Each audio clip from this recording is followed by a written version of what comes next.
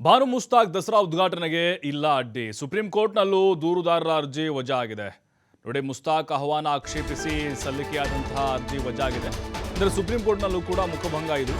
ಅದರಲ್ಲೂ ಮಾಜಿ ಸಂಸದ ಪ್ರತಾಪ್ ಸಿಂಹ ಇನ್ನಿತರ ಕೆಲವೊಂದಿಷ್ಟು ಜನ ಏನು ವಿರೋಧವನ್ನು ಮಾಡ್ತಾ ಇದ್ರಲ್ಲ, ಅವ್ರಿಗೆ ಕೂಡ ಬಾನು ಮುಸ್ತಾಕ್ ಅವ್ರಿಗೆ ಸುಪ್ರೀಂ ಕೋರ್ಟ್ನಲ್ಲೂ ಕೂಡ ಜಯ ಆಗಿದೆ.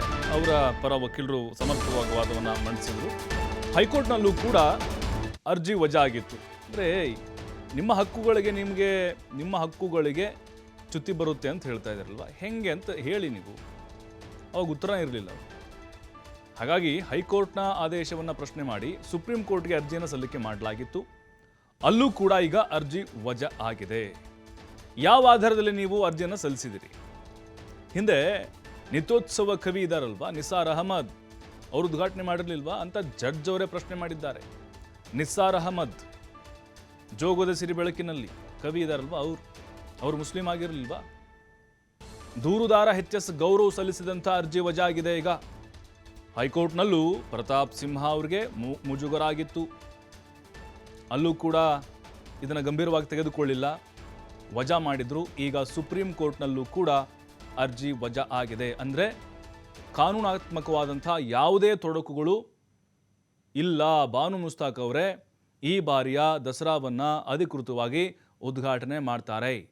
ಸಿದ್ದರಾಮಯ್ಯನವರು ಅವತ್ತು ಹೇಳಿದರು, ಕೋರ್ಟ್ನಲ್ಲಿ ನಿಮಗೆ ಉತ್ತರ ಕೊಡಿಸ್ತೀನಿ ಅಂತ ಹೇಳಿ, ಕಾನೂನಾತ್ಮಕವಾಗಿಯೇ ನಿಮಗೆ ತಿರುಗೇಟನ್ನು ಕೊಡ್ತೀನಿ ಅಂತ ಹೇಳಿದರು.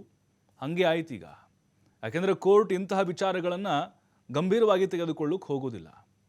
ಯಾಕಂತ ಹೇಳಿದ್ರೆ ಧರ್ಮದ ಆಧಾರದ ಮೇಲೆ ಉದ್ಘಾಟನೆ ಮಾಡುವಂಥ ವಿಚಾರ, ಅದರಲ್ಲೂ ತಪ್ಪನ್ನು ಹುಡುಕುವಂಥ ಒಂದು ಪ್ರಯತ್ನ. ಬಾನು ಮುಸ್ತಾಕ್ ಅವರು ಹಿಂದೂಗಳ ಭಾವನೆಗಳಿಗೆ ಧಕ್ಕೆಯನ್ನು ತಿಂದಿದ್ದಾರೆ ಎನ್ನುವಂಥ ಆರೋಪ ಪ್ರತಾಪ್ ಸಿಂಹ ಸೇರಿದಂತೆ ಬಿಜೆಪಿ ನಾಯಕರದಾಗಿತ್ತು. ಅರಿಶಿಣ ಕುಂಕುಮದ ಬಗ್ಗೆ, ಕನ್ನಡಾಂಬೆಯ ಬಗ್ಗೆ ಅವರು ಅವಹೇಳನ ಮಾಡಿದ್ದಾರೆ, ಹಾಗಾಗಿ ಅವ್ರಿಗೆ ಅವಕಾಶ ಕೊಡಬಾರ್ದು ಅಂತ ಕೇಳಿದ್ರು ಅವರು. ಈಗ ಕೋರ್ಟ್ ಬಹಳ ಸ್ಪಷ್ಟವಾಗಿ ಹೇಳಿದೆ, ನಿಮ್ಮ ಹಕ್ಕುಗಳಿಗೆ ಏನು ಇಲ್ಲಿ ಚ್ಯುತಿ ಆಗಿದೆ, ಜೊತೆಗೆ ಯಾವ ಆಧಾರದಲ್ಲಿ ನೀವು ಈ ಅರ್ಜಿಯನ್ನು ಹಾಕಿದ್ದೀರಿ, ಇದು ಯೋಗ್ಯವಲ್ಲ, ಮಾನ್ಯವಲ್ಲ ಅಂತ ಹೇಳಿ ಸುಪ್ರೀಂ ಕೋರ್ಟ್ ಕೂಡ ಬಾನು ಮುಸ್ತಾಕ್ ಅವರ ವಿಚಾರದಲ್ಲಿ ಈ ಅರ್ಜಿಯನ್ನು ಪರಿಗಣನೆಗೆ ತೆಗೆದುಕೊಂಡಿಲ್ಲ. ಯಾಕಂತ ಹೇಳಿದ್ರೆ ಈಗ ನೋಡಿ, ಕೆಲವರು ವಾದ ಮಾಡ್ತಾ ಇರೋದು ದಸರಾ ಅನ್ನೋದು ಧಾರ್ಮಿಕತೆಯ ಸಂಕೇತ, ಹಿಂದೂಗಳ ಒಂದು ಸಾಂಪ್ರದಾಯಿಕವಾದಂಥ ಹಬ್ಬ. ಬಟ್ ನಿಸಾರ್ ಅಹಮದ್ ಅವ್ರಿಗೆ ಈ ಹಿಂದೆ ಅವಕಾಶ ಕೊಟ್ಟಾಗ ನೀವು ಯಾರೂ ಕೂಡ ಆಕ್ಷೇಪವನ್ನು ಎತ್ತಿರಲಿಲ್ಲ, ಸುಮ್ಮನೆ ಇದ್ರಿ.